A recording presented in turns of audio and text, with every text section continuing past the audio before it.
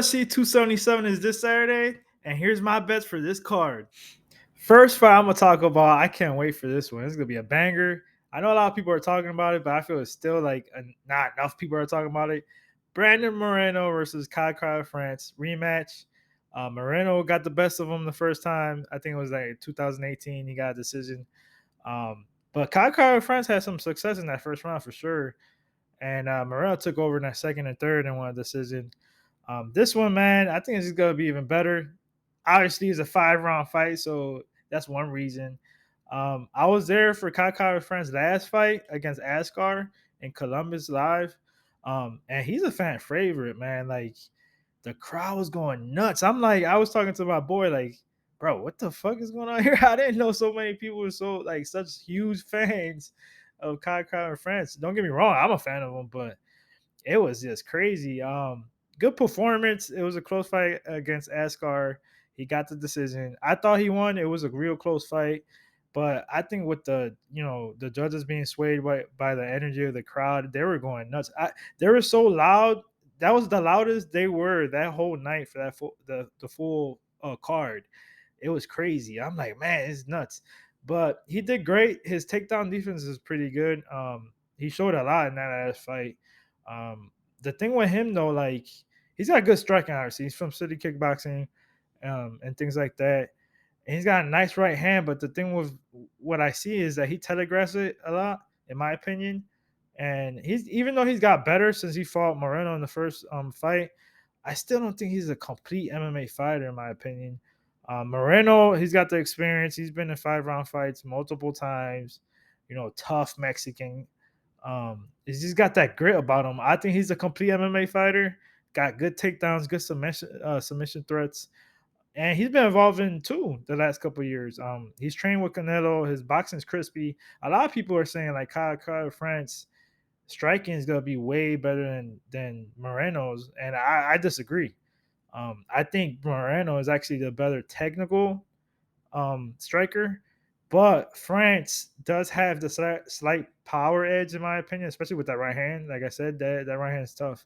Um, but Moreno, what he found out about the first fight, that jab, man, once he started like using that jab more and pressuring Kyle France in that first matchup, France is not good off the back foot.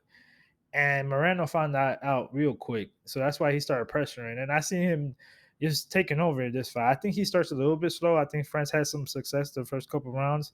But I'm going with the experience here from Moreno, the better MMA fighter, in my opinion, complete to mix it up and get a decision. But with my bet, I took round 4, 5, or decision at minus 110.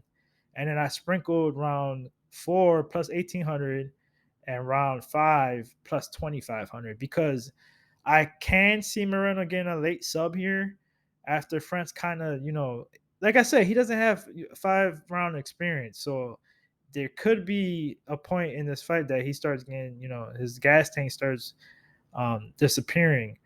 And I think Moreno just pushes the pace and maybe get a takedown late here and gets like a rear naked choke or something like that, or a decision.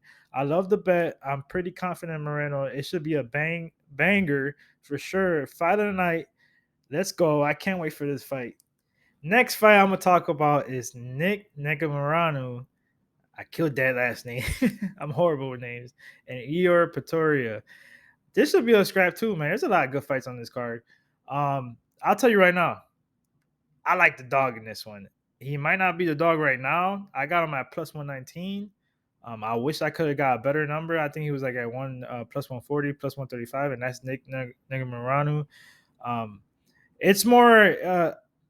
He's the type of guy I want to back because he's a scrappy dog in my opinion, especially dog money. Good. He's durable as hell. He likes to pressure. He's got good striking. He's got a lot of power. He can actually get takedowns. He's got decent wrestling. One thing I like about him, if he doesn't get the takedowns, he likes to clinch up, get control time against the fence, and make it dirty. He throws elbows off the clinch, off the breaks, and he's going to be in your face all night. And what I love about him, too, he's durable as hell. So if you don't take him out of there, he's going to be in your face all night. Good gas tank. And Pretoria, man, this is kind of like a fade, contender series guy coming up. He hasn't fought nobody. I think the best opponent he's fought was the guy in contender series. But besides that, he's fought cans like his whole career. He does have some power. He doesn't throw a lot though. He's pretty aggressive in the beginning, and his gas tank is a little questionable in my eyes. So if Nick could be safe here in the first round, don't get too reckless. Push the pace. Obviously you want to test this guy's gas tank later on. But at dog odds, I gotta place a bet on Nick here, man. I'm pretty confident. I actually got 2 units on Nick here at plus 119. Think he gets it done. Not sure if he gets the KO maybe later, after Pretoria gasses a little bit. But I'm going with third round KO or decision. So I like Nick here. Let's get it. Magomed Ankalaev versus Anthony Smith. This should be a good one, man. uh Ankalaev, man, he's up and comer. Everybody's pretty much king of the weight class. I personally don't say that. I definitely think he's got potential. There's a couple of things I don't like about him. His striking is nice. His kicks come from out of nowhere. He's got nice leg kicks, body kicks, head kicks. His striking, crazy right hook, good power, but he doesn't throw enough for me, man. I don't know if he tries to be too safe. Don't get me wrong. I like it in a way. I don't want him to be too reckless. I want him to be safe in there. But he needs that killer mentality, in my opinion. I mean, I know he's got 8 KOs and 8, but he's got 8 decisions, so half and half. But he's facing a guy, Anthony Smith, man. That's tough, crafty, man. He's been fighting forever. It feels like, and he's been finished like what 16 times. I think he's been knocked out like 9. But that was a lot early in his career. He got finished a lot early in his career. But the guy is tough, man. He's on a little win streak right now. I think he's won 3 in a row. Just a tough guy. We all know he's doing his broadcasting, doing his analyst job. So he might be making his way out of the sport, fighting wise. But I gotta go with Ankalaev here, man. But the odds are crazy. He's like minus 650 right now.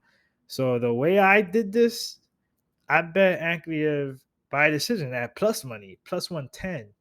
And I love that line because the guys has been a decision machine in the UFC. I mean, and Anthony Smith, I mean, I know in his record, he's been finished a lot, but he's tough. And Ankalaev can't get too reckless because if Anthony Smith somehow gets him on the mat with Ankalaev, he's gonna be live for that sub, man. I'm gonna be sweating. I'm not gonna lie. Even though Ankalaev is strong, he's got a good get up game. Anthony Smith is crafty, a crafty vet that knows what he's doing, especially on the mat. And he's gonna be looking for submissions, man. He's gonna be looking to finish this fight. And he's been talking a lot on Twitter. He's like, why is everybody making it look like Ankalaev is the boogeyman? Like he's not. So he's confident here, man. I just think Ankalaev is gonna keep it standing, pick him apart, pick Anthony Smith apart. And the thing that I don't like also about Ankalaev, like if he knows he's up 2 rounds, he's just gonna cruise like in the third round. And don't get me wrong, that's cool and all. You got 2 rounds in your pocket, you're gonna win this fight. But don't be running around and playing it too safe because like, dude, you gotta show out for the fans and things like that. But don't get too reckless to the point that you can get finished yourself. And everybody sees your talent. You know what I mean? Your striking and your power. Your Dagestani and you got wrestling and things like that. Show it off. You know what I mean? Like get a little bit more aggressive in there. Make a statement. If you really want to be a champion in the UFC, like people like that. Not only that, the UFC likes that. They help you promote yourself and set you up. For success. But I got Anthony Smith here. Take that back. I got Ankalaev here by decision plus 110. I got 2 units on that. I think he gets it done by decision, picks apart Anthony Smith, stuffs the takedowns, and just cruises to a decision. Drew Dober versus Rafael Alves. Another banger on this card, man. This fight is gonna be crazy. Another fight of night candidate for sure. I think somebody gets finished in this one. So this is gonna be violence all day. But let's start with this. Drew Dober, man, he's known for his durability, tough as hell. I mean, he's only been knocked out one time. I think he's been sub 3 times, if I'm not mistaken. Alves, on the other hand, lost 10 times, and 9 of them has been inside the distance. He's been sub 6 times, and Drew Dober has 6. He's not known for being a submission artist, but he does have 6 submissions. And in one line that I do like in this fight, it's insane. The line is crazy to me.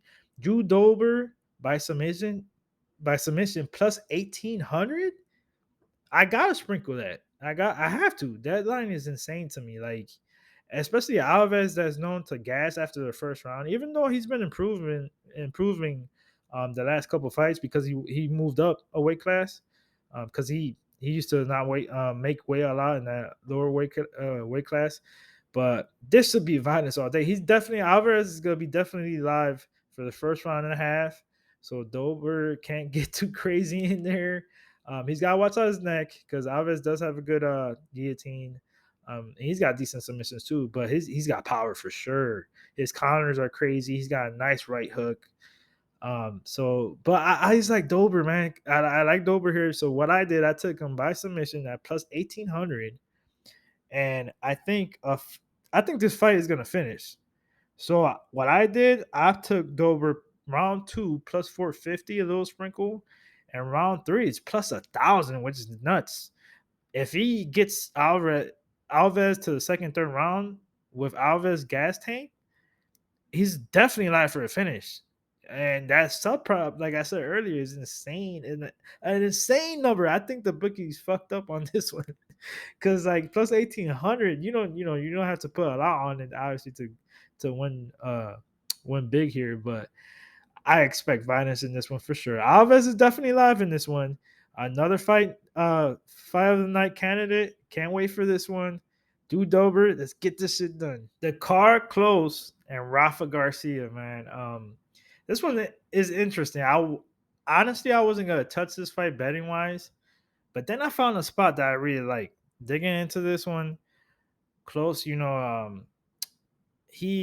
knows what happened to him against Stevens. He got pushed at the face-offs or whatever, and he got like a concussion, like his neck kind of snapped back. He got injured on that one, so they couldn't fight. And I am kind of worried about that because like to get fucked up like that from a push is kind of weird to me. I mean, I didn't. He probably didn't. Obviously, didn't expect that would happen, so he wasn't ready for it. So maybe obviously that had to do with it. But I mean, he bounced back in his last fight. He got a KO. But it was against Jenkins, man, and Jenkins ain't shit. he's a can. And now he's gonna face Rafa Garcia, which has a couple wins now in a row. Um, and at first, I thought Rafa Garcia had the goods, which he does. The only thing I don't like about Rafa Garcia, he's got good wrestling. He is like a junkyard dog. That's why I like calling him that because that's how he fights. He's gonna be in there in your face, decent power, good wrestling. But he takes a round. He always, if you look at his fights, he always takes like usually the second round off. Like, he doesn't gas completely. Like after the first round, depends how the first round goes. He goes into that second round kind of cruising. And then he picks it up back, in the third round if he can't get you out of there. Because I think his last fight, he got a second round submission. But I like him here in this spot, man. He's the underdog. I think he's like plus 185, close. He's got good power. He got knocked the fuck out by Darius. Go look that KO up. He got hit so hard his mouth guard flew out the stadium. Um, but he's got good power. He's got good wrestling. Also, he likes to stalk his opponent and things like that. Not the best movement. It's kind of flat-footed in my opinion. But Rafa Garcia is the same way. So this should be an interesting fight because they're both coming forward. I think Rafa's gonna make it dirty. I think he's gonna grapple a lot, clinch up, and just bang with the guy, man. And if you're giving me Rafa Garcia in a close fight, in my opinion, this is no pun intended. This is gonna be a close fight at plus 400. Rafa Garcia, and these guys don't have crazy power. That they got a lot of decisions in their record too. It's not like you're getting knockouts and submissions left and right. plus 400 Rafa Garcia, I gotta take it because I know he's gonna fight for my money. He's gonna be in there like a dog trying to get this dub. And close, in my opinion, like I know I'm getting a little greedy here because I know Rafa Garcia is plus 185, but close should not be a minus 250, man. In my opinion, in this fight, like I don't know, maybe because he got a knockout against his ass opponent, which I said Jenkins is not UFC caliber at all. Um, so I gotta take Rafa here, man. I think he gets it done by decision. So I'm being aggressive. I just put a quarter unit on it because it's plus 400 to win the unit. I love this bet. I love this bet. I think it's gonna be a close match. Hopefully the he does enough to sway the judges to get a decision here against close, and he catches that plus 400. Let's go. So those are my bets for UFC 277 this Saturday, and I can't wait. It's gonna be a good card. I love a lot of fights in this card. Should be epic. Hopefully we cash, make that extra cash. Follow me on Twitter. I'm always putting my plays out there first. I usually don't have time to like instantly make a video, so later on during the week, I'm already like a day or two late making videos of my bets. So follow me on Twitter and Instagram at Danny Betzz. On TikTok too, I make videos with that. I'm always putting my bets out there for boxing, for MMA, and things like that. Follow me on Pub Sports Radio. Go over there, hit that like, hit that subscribe. We are live on Pub Sports Radio every UFC card, Saturday nights, Saturday mornings, doesn't matter. We're live with the boys there, giving you our best live bets, our best bets, parlays, inch the props, whatever. And it's always a good time. We're always over there having fun, taking shots. You never know what's going to happen. Hit that like, hit that subscribe. Let me know what's your best plays for UFC 277, parlays, props, or money line plays. Let's make this cash. Let's beat the bookies. And remember, it's us versus the bookies. Let's get it.